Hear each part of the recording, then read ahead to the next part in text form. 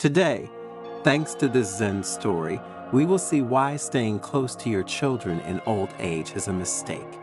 Have you ever dreamed of a peaceful old age, surrounded by the affection of your children and grandchildren? Have you ever thought that living under the same roof, sharing every moment with your family, was the key to a happy and fulfilling life? What if we told you that this idyllic image could hide unexpected pitfalls? What if closeness, instead of strengthening family bonds, could lead to tension, conflict, and the loss of your precious independence? Dear friends, today we want to share with you a story that challenges our deepest beliefs about old age and family. A story that invites us to reflect on the true meaning of filial love and the importance of preserving our autonomy and dignity, even when the years pass and our strength diminishes. And if you stay until the end of the video, you will discover how a courageous woman named Lee defied social conventions and found her way to an authentic and fulfilling old age, far from the golden chains of forced cohabitation. But before continuing, if you are not one of us yet, subscribe to the channel and activate notifications to stay updated when we publish new content for your spiritual growth. The sun, a fiery sphere slowly sinking into the ocean, painted the sky with strokes of orange, pink, and purple, creating a picture of heartbreaking beauty.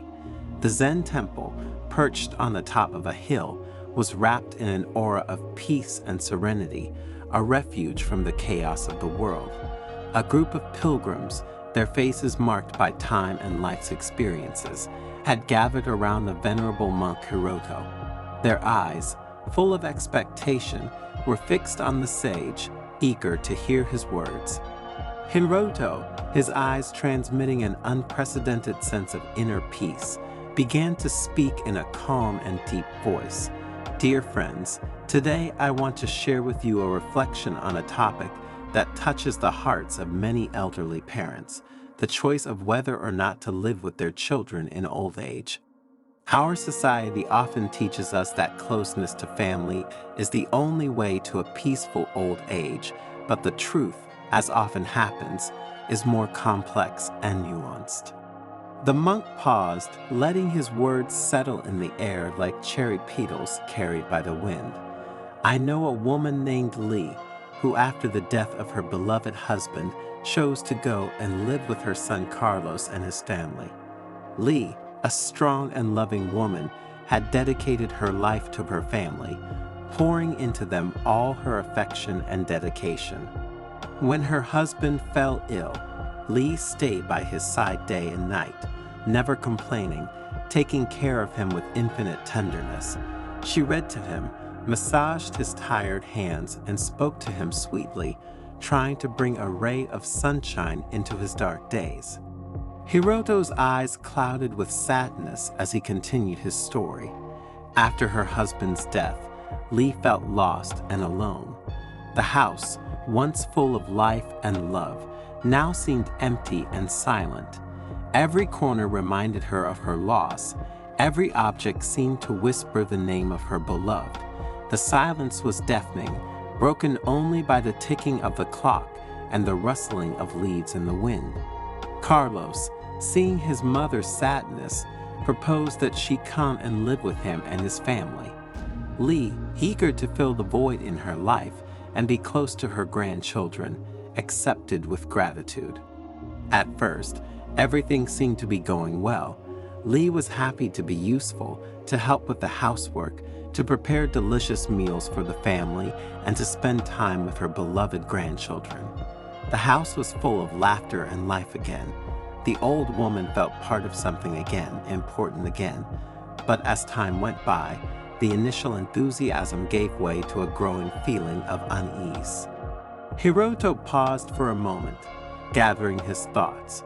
You see, dear friends, living with one's children in old age may seem like a natural choice, dictated by love and the desire for closeness.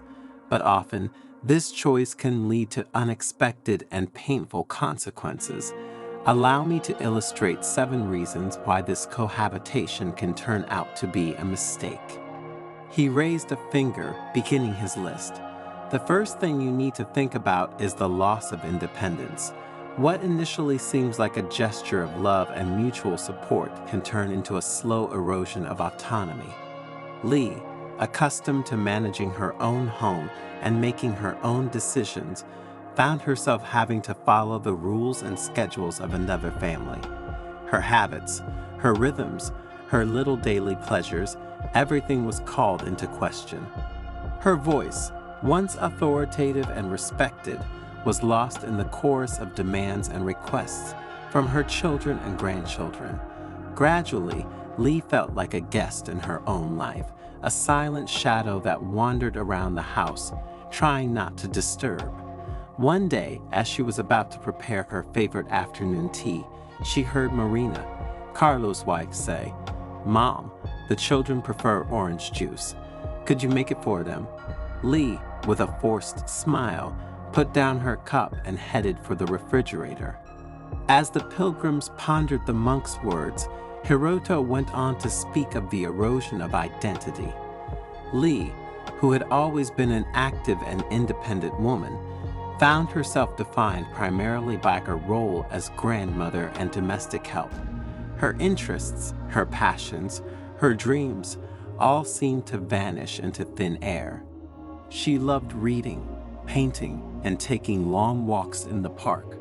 But now her time was taken up with preparing meals, shopping, and looking after her grandchildren. Her identity, built over a lifetime, was crumbling, replaced by a role that no longer represented her. Lee felt like a bare tree, deprived of its leaves and fruit, unable to recognize herself in the mirror. And so, Hiroto continued. The initial gratitude and joy of being close to her family gave way to a growing sense of frustration and resentment. Lee felt exploited, misunderstood, invisible. Her efforts, her sacrifices, her unconditional love seemed taken for granted. One evening, while the family was gathered at the table, Lee tried to tell a funny anecdote from her youth, but was interrupted by Carlos, who was discussing work. Her voice, suffocated by the fear of creating conflict, turned into a lump in her throat, into a heavy and painful silence. The lack of privacy and personal space is another important aspect that Hiroto spoke about. Lee found herself sharing every space, every moment, every thought with her son's family.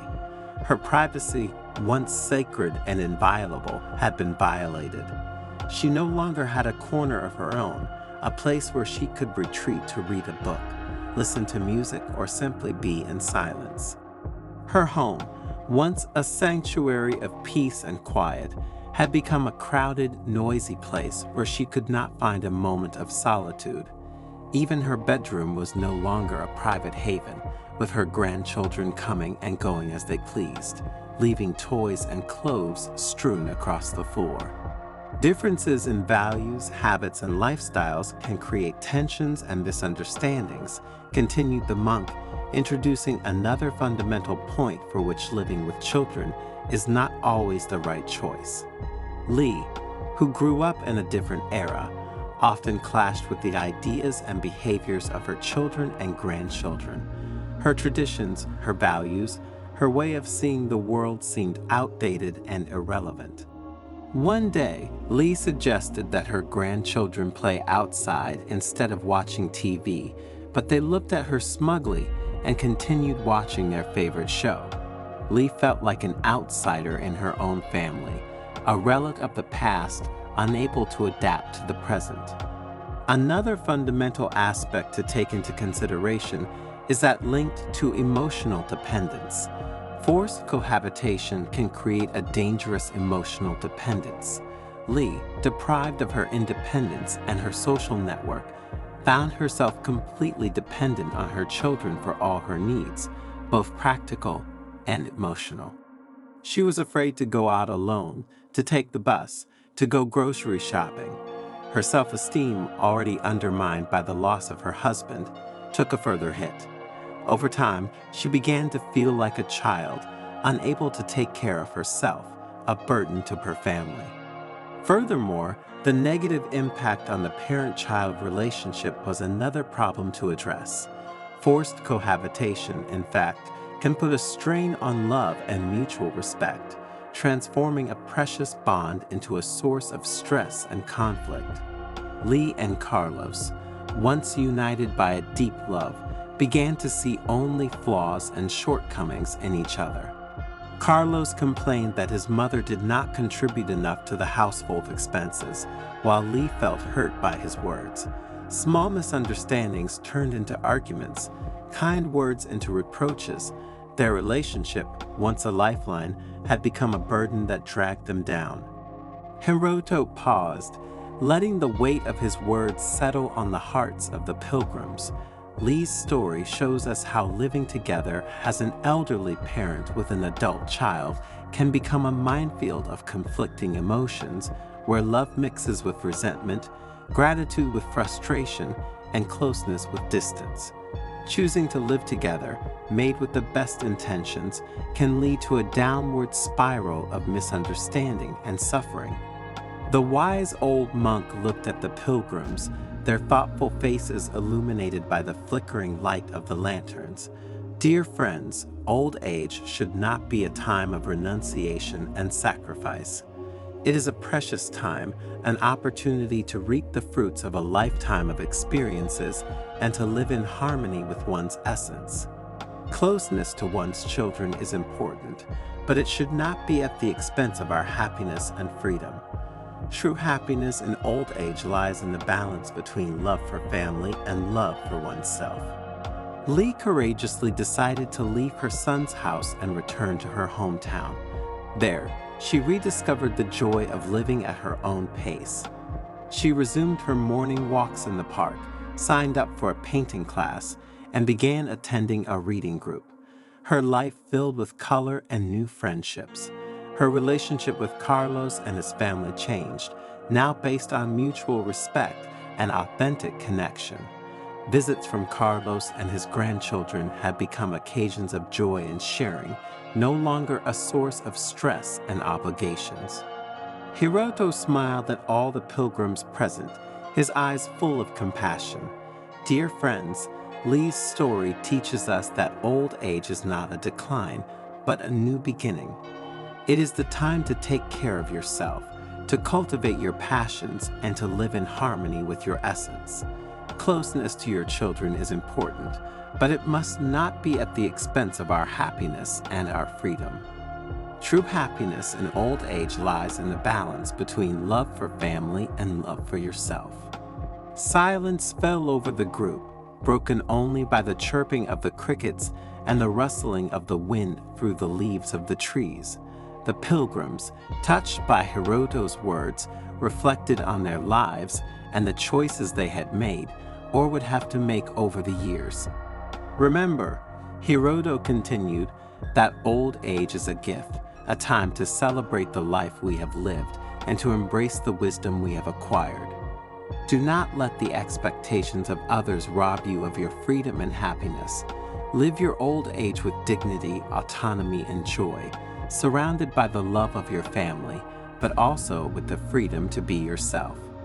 The sun had set, giving way to a starry sky. The pilgrims, enlightened by Hiroto's wisdom, dispersed into the night, taking with them the precious lesson they had learned. Lee's story, a tale of courage and rediscovery, had touched them deeply, reminding them of the importance of living old age with dignity, autonomy, and joy.